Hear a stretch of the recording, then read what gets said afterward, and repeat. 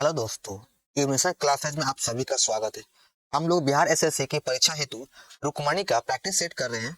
इस बुक में कुल 24 सेट दिया गया और हम लोग अभी तक 4 सेट को कंप्लीट कर चुके हैं और आज हम लोग सेट नंबर 5 करेंगे। तो इस वीडियो के अंत तक बने रहे। तो चलिए स्टार्ट करते हैं आज का क्लास और देखते हैं पहला क्वेश्चन। उससे पहले अगर आप लोग चैनल पर नए हैं तो चैनल को सब्सक्राइब करना ना भूलें और बेल आइकन बटन को जरूर दबाएं। तो देखते हैं पहला क्वेश्चन है कि निम्नलिखित में से किस वर्ष को पहली बार ग्राम सभा वर्ष घोषित किया गया है? तो 2009-10 को पहली बार ग्राम सभा वर्ष घोषित किया गया है। ऑप्शन नंबर 20 सही है। पंचशील समझौता किन दो देशों के बीच हुआ है? तो पंचशील समझौता भारत एवं चीन के बीच हुआ है। ऑप्शन नंबर ए सही है। और यह समझौता 1954 ईस्वी में हुआ था, जिसमें 5 समझौते पर हस्ताक्षर किया गया था। उसी को पंचशील समझौता कहा जाता है, जो भारत एवं चीन के मध्य हुआ था। बिहार में कुल कितने जिले हैं? तो बिहार में वर्तमान में कुल 38 जिले हैं। ऑप्शन नंबर सी सही है। बिहार की यात्रा करने वाला प्रथम ब्रिटिश यात्री कौन है? तो बिहार की यात्रा करने वाला प्रथम ब्रिटिश यात्री रॉब फिंच है। तो इसका सही आंसर हो जाएगा ऑप्शन नंबर ए। और रॉब फिंच जो अकबर के दरबार में आया था, यह अकबर के दरबार में आया था। भारत में पहली पंचवर्षीय योजना का आधार क्या था? किस आधार पर बनाया गया था, किस मॉडल पे? तो भारत की प्रथम पंचवर्षीय योजना हेरोड डोमन मॉडल पे बनाया गया था। ऑप्शन नंबर ए सही है। छठा क्वेश्चन है कि दिल्ली का कौन सा सुल्तान अशोक स्तंभ को कौशाम्बी और टोपरा से दिल्ली हस्तांतरित किया? यह फिरोज शाह तुगलक के द्वारा हस्तांतरित किया गया था। ऑप्शन नंबर सी सही है। अशोक स्तंभ को कौशाम्बी और टोपरा से दिल्ली हस्तांतरित किया गया था फिरोज शाह तुगलक के द्वारा। सातवां प्रश्न है कि निम्नलिखित घटनाओं को काल क्रमानुसार व्यवस्थित कीजिए और नीचे दिए गए कूट का प्रयोग कर सही उत्तर का चयन कीजिए। तो हम लोग पहले चारों घटनाओं का वर्ष जान लेते हैं कि ये चारों घटनाएं किस वर्ष हुआ था। अमृतसर की घटना हुआ 1919 ईस्वी में। चौरी चौरा कांड हुआ 5 फरवरी 1922 को। चंपारण आंदोलन हुआ 1917 में और मोपला विद्रोह हुआ 1921 में। तो अब इसे आप क्रम के अनुसार व्यवस्थित कर सकते हैं। तो इसका सही आंसर हो जाएगा ऑप्शन नंबर सी। पहले हो जाएगा चंपारण विद्रोह हुआ, उसके बाद अमृतसर की घटना 1919 में, और उसके बाद मोपला विद्रोह 1921 में, सबसे लास्ट में हुआ चौरी चौरा कांड 5 फरवरी 1922 को। और कहीं कहीं आपका 4 फरवरी भी दिया जाता है। जैन धर्म श्वेतांबर एवं दिगंबर संप्रदाय से कब विभाजित हुआ? तो ये दोनों जैन धर्म श्वेतांबर एवं दिगंबर में चंद्रगुप्त मौर्य के समय में विभाजित हुआ था। ऑप्शन नंबर ए सही है। प्रसिद्ध रेशम मार्ग पर किस वंश के शासकों का अधिकार था? तो रेशम मार्ग पर कुषाण वंश का अधिकार था। ऑप्शन नंबर सी सही है। संविधान के निम्नलिखित संशोधनों में से किसके अंतर्गत भारत में महिलाओं के लिए 5 पंचायतों में 1/3 स्थान आरक्षित किया गया, यानी 1/3 स्थान आरक्षित किया गया है? तो यह 73वें संविधान संशोधन के अंतर्गत आरक्षित किया गया। ऑप्शन नंबर सी सही है। महिलाओं के लिए 1/3 यानी 1/3 स्थान 73वें संविधान संशोधन के अंतर्गत आरक्षित किया गया है। देवनागरी लिपि का सही विकास क्रम क्या है? तो इसका सही आंसर हो जाएगा ऑप्शन नंबर सी। पहले है ब्राह्मणी लिपि, उसके बाद गुप्त लिपि, उसके बाद नागरी लिपि, उसके बाद देवनागरी लिपि आएगा। ऑप्शन नंबर सी सही है। निम्नलिखित में से किस शैलकृत गुफा में 11 सिरों के बोधिसत्व का अंकन मिलता है? तो यह अंकन मिलता है कन्हेरी की गुफा में। ऑप्शन नंबर सी सही है। 12 का ऑप्शन नंबर सी सही होगा। 13 नंबर प्रश्न है कि सरदेशमुखी की वसूली शिवाजी इसलिए करते थे क्योंकि वे महाराष्ट्र के पुस्तौनी सरदेशमुख थे और सरदेशमुखी राजस्व का कितना भाग वसूला जाता था? तो यह राजस्व का 1/10 भाग वसूला जाता था। ऑप्शन नंबर डी सही है। मराठों एवं अहमद शाह अब्दाली के मध्य लड़े गए पानीपत के तृतीय युद्ध के समय पेशवा कौन था? मराठा का पेशवा पानीपत तृतीय युद्ध के समय बालाजी बाजीराव था। ऑप्शन नंबर बी सही है। और अफगान की ओर से अहमद शाह अब्दाली था। कृष्णा नदी पर स्थित श्रीशैलम बांध किस राज्य में स्थित है? श्रीशैलम बांध आंध्र प्रदेश में स्थित है, जो कृष्णा नदी पर है। ऑप्शन नंबर डी सही है। माइकल ओ डायर की हत्या किस भारतीय क्रांतिकारी ने किया? तो माइकल ओ डायर की हत्या उधम सिंह के द्वारा किया गया है। ऑप्शन नंबर सी सही है। निम्नलिखित में से किस राज्य के कुल संचित क्षेत्र का अधिकतम प्रतिशत तालाबों द्वारा संचित होता है? तो इसका सबसे अधिक परसेंटेज तमिलनाडु में है। तमिलनाडु राज्य में सबसे ज्यादा तालाबों से सिंचित होता है। ऑप्शन नंबर डी सही है। 18 नंबर क्वेश्चन है कि सूची 1 और 2 को मिलान करना है। एक तरफ का सूची 1 में जानवरों के नाम है और दूसरी तरफ राष्ट्रीय उद्यान है। तो हुंगलू हो जाएगा, एक का हो जाएगा दाचीग्राम में। टाइगर बाघ इसका है सुंदरवन का राष्ट्रीय है पशु है। सॉरी, टाइगर सुंदरवन से होगा। भारतीय सिंह गिर में पाया जाता है और राहिनोसेरोस यह काजीरंगा में पाया जाता है। तो इसका सही ऑप्शन हो जाएगा ऑप्शन नंबर बी। सतोपथ ग्लेशियर कहाँ स्थित है? तो सतोपथ ग्लेशियर उत्तराखंड में स्थित है। ऑप्शन नंबर डी सही है। निम्नलिखित में से कौन सी संसदीय कार्यविधि भारत की देन है? तो चारों ऑप्शन में से ऑप्शन नंबर सी सही होगा। शून्यकाल भारत की देन है। भारतीय संविधान की प्रस्तावना में न्याय शब्द का प्रयोग किस अर्थ में किया गया है? तो न्याय शब्द का अर्थ सामाजिक, आर्थिक और राजनीतिक न्याय से है। ऑप्शन नंबर ए सही है। वित्त आयोग के संस्तुतियां है कौन सा? तो चारों ऑप्शन में से 22 का सही आंसर ऑप्शन नंबर डी, सरकार द्वारा सुविधा अनुसार स्वीकृति या अस्वीकृति कर दी जाती है। चलिए अगला प्रश्न देखते हैं हम लोग। 23 नंबर में कहा गया है कि मंत्री परिषद से पद त्याग करने के लिए मंत्री किसे अपना त्याग पत्र सौंपता है? तो मंत्री अपना त्याग पत्र राष्ट्रपति को सौंपता है। ऑप्शन नंबर ए सही है। भारतवर्ष के लिए एक संघीय ढांचे को सर्वप्रथम किस अधिनियम के द्वारा प्रस्तुत किया गया है? तो एक संघीय ढांचे का सर्वप्रथम 1935 के अधिनियम के द्वारा प्रस्तुत किया गया है। ऑप्शन नंबर सी सही है। लोकसभा का 5 वर्ष का सामान्य कार्यकाल समाप्त होने से पहले इसे कौन भंग कर सकता है? लोकसभा के 5 वर्ष का सामान्य कार्यकाल को समाप्त होने से पहले इसे कौन भंग कर सकता है? तो इसे राष्ट्रपति प्रधानमंत्री की सिफारिश पर भंग कर सकता है। ऑप्शन नंबर सी सही होगा। निम्नलिखित में से कौन सा देश आसियान का सदस्य नहीं है? तो इन चारों ऑप्शन में से बांग्लादेश आसियान का सदस्य नहीं है। ऑप्शन नंबर सी सही है। निम्नलिखित अनुच्छेद में कौन एक राज्य सरकार को ग्राम पंचायतों को संगठित करने के लिए निर्देशित करता है? तो ग्राम पंचायतों का उल्लेख अनुच्छेद 40 में किया गया है। ऑप्शन नंबर 20 सही है। एगमार्क क्या है? तो यह गुणवत्ता गारंटी की मोहर है। एगमार्क गुणवत्ता एवं गारंटी का मोहर है। ऑप्शन नंबर डी सही है। जारवा जनजाति कहाँ पाई जाती है? तो जारवा जनजाति निकोबार द्वीप में पाया जाता है। ऑप्शन नंबर डी सही है। निम्नलिखित में से किन दो देशों के समूह से भूमध्य रेखा गुजरती है? तो भूमध्य रेखा कोलंबिया, केनिया और इंडोनेशिया के गुजरता है। ऑप्शन नंबर बी सही है। ऐसा तो भूमध्य रेखा बहुत सारे देश से गुजरता है, लेकिन इन सभी ऑप्शन में ऑप्शन नंबर बी ही आपका सही है। राष्ट्रपति के निर्वाचन से निम्नलिखित में कौन भाग नहीं लेता है? राष्ट्रपति के निर्वाचन में कौन भाग नहीं लेता है? तो लोकसभा का गैर निर्वाचित सदस्य भाग नहीं लेता है। राष्ट्रपति के चुनाव में सिर्फ लोकसभा, राज्यसभा और विधानसभा के निर्वाचित सदस्य ही भाग लेता है। निर्वाचित सदस्य भाग लेता है, इसके अलावा और कोई भाग नहीं लेता है। निम्नलिखित में से कौन सा वर्गीकरण कच्ची सामग्री के आधार पर उद्योगों का वर्गीकरण है? तो यह आधारभूत और उपभोक्ता के आधार पर किया जाता है। ऑप्शन नंबर 20 सही है। 14 जुलाई 2023 को भारतीय अंतरिक्ष अनुसंधान संगठन इसरो के द्वारा लॉन्च चंद्रयान 3 अंतरिक्ष यान को कहां से लॉन्च किया गया है? तो इसे सतीश धवन अंतरिक्ष केंद्र से लॉन्च किया गया था। ऑप्शन नंबर 20 सही है। 34 नंबर प्रश्न है, जो बैंक निक्षेप बिना नोटिस के निकाले जा सकते हैं उसे क्या कहा जाता है? तो उसे मांग निक्षेप कहा जाता है। ऑप्शन नंबर डी सही है। निम्नलिखित प्रस्तावों में से किसका संदर्भित संबंध संघीय बजट से है?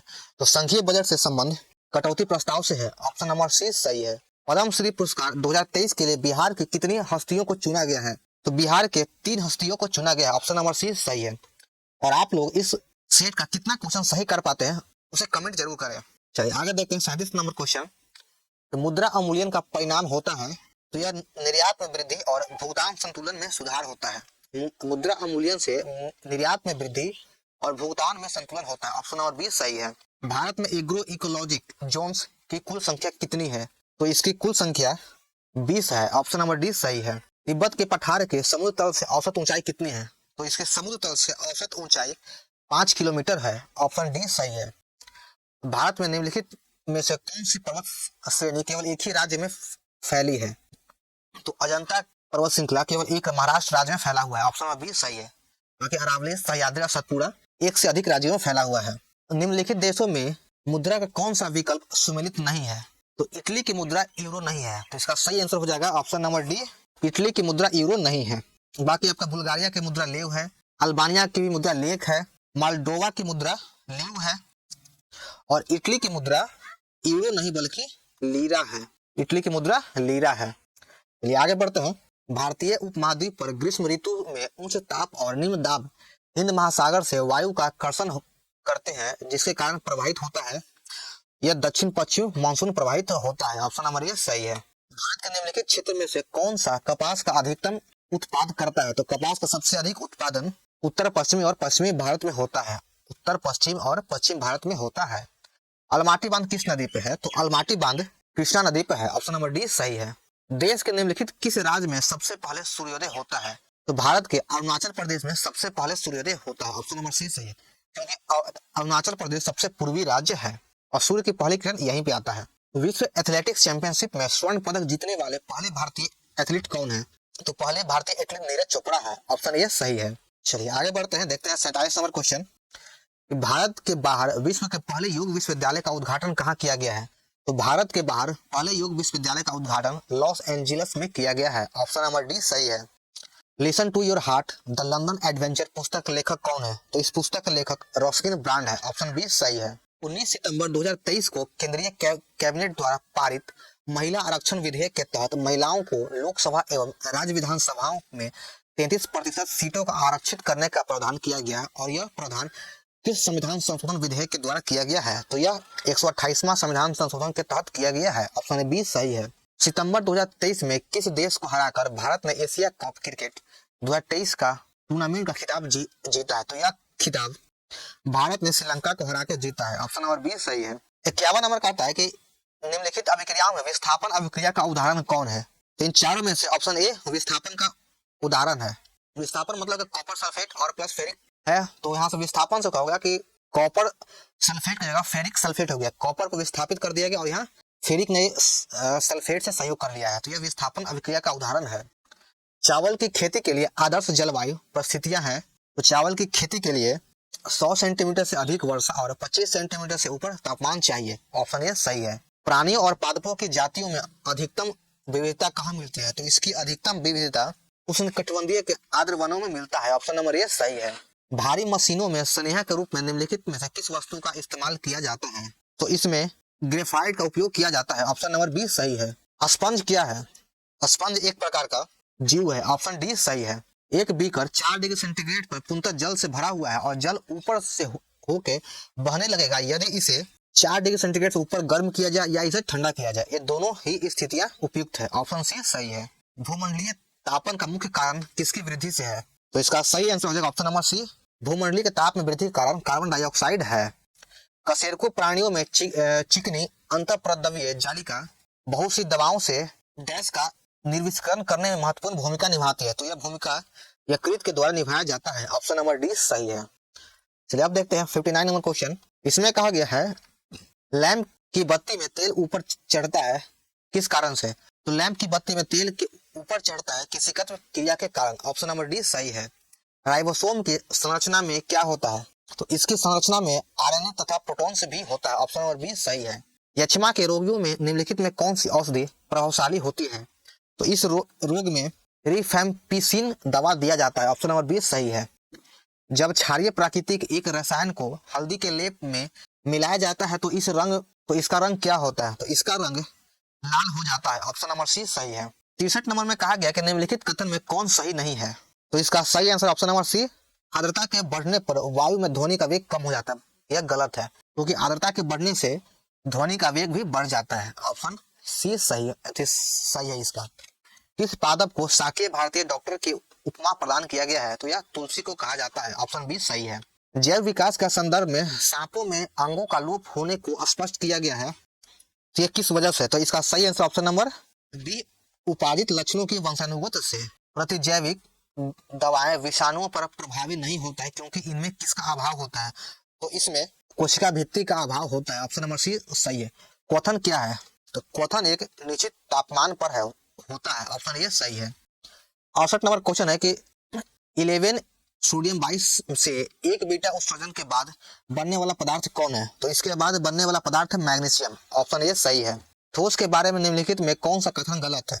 तो इसका सही आंसर हो जाएगा ऑप्शन नंबर बी। किसी ठोस को गर्म किए जाने पर उसके कणों की तापीय ऊर्जा कम हो जाती है और जिससे यह द्रव में परिवर्तन हो जाता है। बिल्कुल भी गलत है। तो इसका सही answer option number B. 70 number question है उत्तल लेंस की फोकस दूरी अधिकतम होगा किसमें? तो इसकी फोकस दूरी सबसे अधिक होगा लाल प्रकाश में क्योंकि लाल प्रकाश का तरंगदैर्घ्य अधिक होता है। तो ऑप्शन नंबर डी सही है। कृत्रिम उपग्रह में सरल लोलक का आवर्तकाल कितना होता है? तो कृत्रिम उपग्रह में सरल लोलक आवर्तकाल अनंत होता है। ऑप्शन नंबर ए सही है। 72 में है कि चित्र के अनुसार बताना है कि कौन सा ऑप्शन सही है। तो इसका सही आंसर हो जाएगा option number A volt meter. चित्र 1 वोल्ट मीटर है और चित्र 2 आमीटर है। 73 नंबर क्वेश्चन है एक ऐसा उदाहरण जिसमें विद्युत ऊर्जा का प्रकाश ऊर्जा में रूपांतरण स्पष्ट होता है। तो इसका सही आंसर हो जाएगा ऑप्शन नंबर बी विद्युत धारा से बल्ब का जलना। इसमें विद्युत ऊर्जा का प्रकाश ऊर्जा में रूपांतरण होता है। सजीवों के संदर्भ में टेरिडोफाइटा वर्ग के अंतर्गत कौन आता है? तो इसका सही आंसर हो जाएगा option number D Plantae. 75 number question है कि न्यूमेरिकल है कि 220 वोल्ट पर किसी विद्युत बल्ब के तंतु में 0.2 एम्पीयर धारा 10 मिनट तक बहती है तो इसमें कितनी विद्युत ऊर्जा व्यय होगा। तो इसमें 26,400 जूल ऊर्जा व्यय होगा। ऑप्शन नंबर सी सही है। तो हमारा यहाँ पे जी के और जीएस का प्रश्न समाप्त होता है। तो आज का सेट नंबर 5 खत्म हो गया। तो चलिए, आप लोग को वीडियो कैसा लगा कमेंट करके जरूर बताइएगा, और वीडियो को लाइक करना ना भूलें और चैनल को सब्सक्राइब जरूर करें। और जो बिहार एसएससी की तैयारी कर रहे हैं उसे ये वीडियो जरूर शेयर करें। तो मिलते हैं फिर हम लोग अगले वीडियो में। जय हिंद।